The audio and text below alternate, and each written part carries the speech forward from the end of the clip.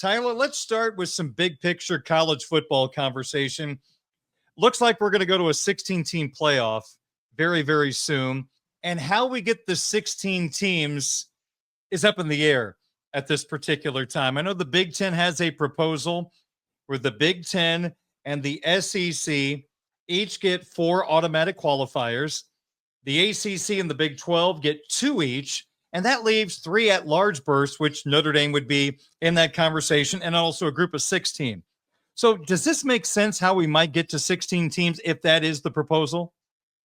Yeah, we have to face it that in this era of college football, the Big Ten and the SEC are the power brokers. And those are the guys that are going to be making all the decisions. They're conference commissioners and let's say the ADs of the schools that are in that conference. And when you look at it, all of the big time schools, all of the big time power players in the sport of college football are in those 2 conferences. So it's only going to make sense that those 2 conferences get half of the spots basically when you're looking at the 16 team playoff, and they make up basically half of, or I would say even more than half of what's credible. And like the teams that you're looking at that are going to win national championships in college football, they're all in those conferences. And we've seen it the last couple of years with the Big Ten getting back at the SEC. And I say getting back at the SEC because before that, it was all SEC teams winning the national championships. Clemson in the last 10 to 15 years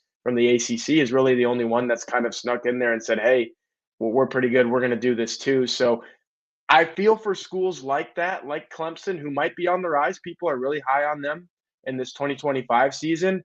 They're looking at it and saying, hey, we're kind of, getting snubbed here. But guess what, Darren? That's why Clemson has been trying to get out of the ACC for the last couple of years. That's been the offseason topic, is that them and Florida State and maybe even Miami, they're like, I don't want to be in this conference. From Notre Dame's perspective, they don't want to be in that conference either, right? And I don't think they want to join the Big Ten because then they're just one of the other schools like USC and Washington and these teams that have joined that conference.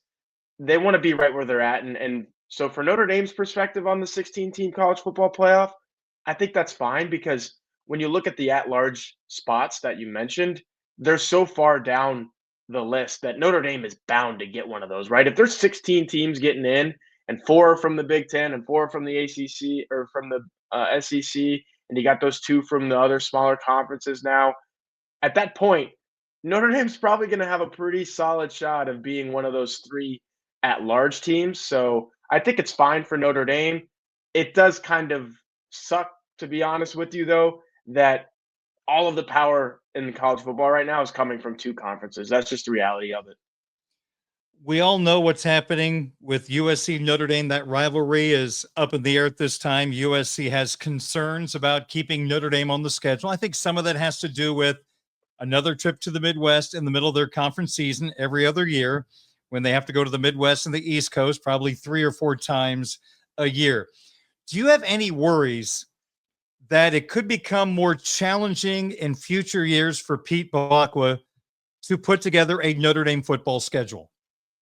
Yeah, I think you have to worry about it because you look at what these teams in the big power conferences have on their schedules, and within their own conferences themselves, they are playing big time games week in and week out.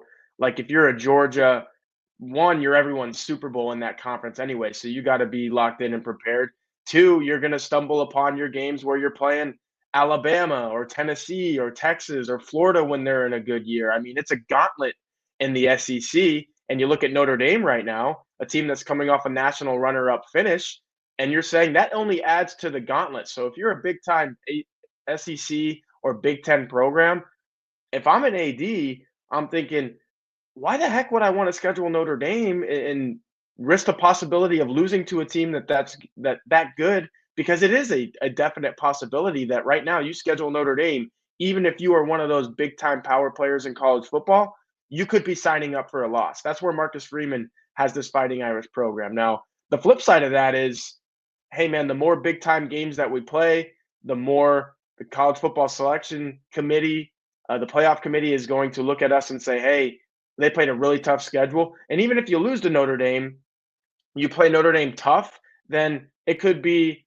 a good mark on your resume as opposed to a black mark if you lose that game. So there's two sides to every single coin. But if you're an AD thinking, hey, man, we already play a challenging enough schedule and we're trying to get into the college football playoff, and what that requires is a bunch of victories, then yeah, I could see AD saying, yeah, Notre Dame playing them is cool. The history is there and everything, but I'm going to kind of stay away from that right now because we have enough big fish to fry on our schedule as is.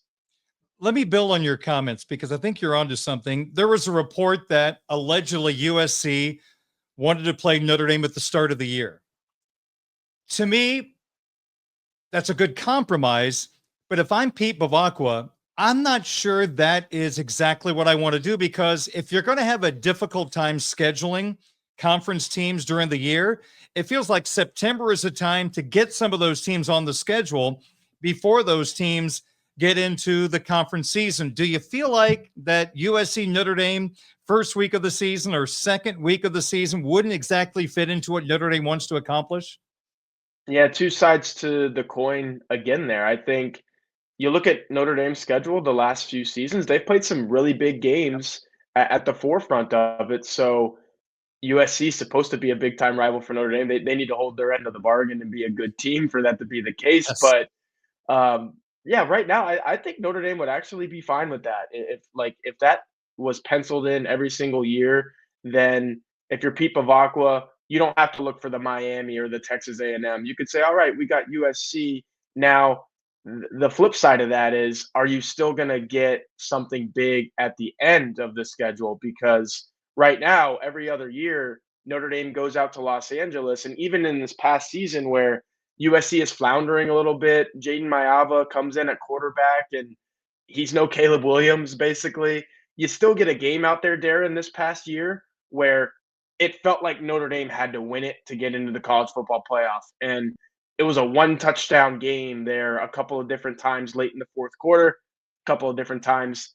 Some really good Notre Dame defensive backs take touchdowns to the house to kind of end it. But you got that. You got that big game feel at the Coliseum, and that was cool. Are you going to lose that if you sign up to play USC at the beginning of the year every single year? I think Notre Dame likes where it's at, where it can play a Miami or a Texas A&M early and get that big win. Like, that was a huge victory for Notre Dame in College Station last year to begin things, and then you get the huge victory at the end of the year in LA to end things, and you're in the college football playoff. With USC saying, "Hey, I want to play you early," I agree with you, Darren. That kind of messes up some of the things that Notre Dame wants to do. So two sides to the coin. I think Notre Dame, if the way it's going, they can be fine either way.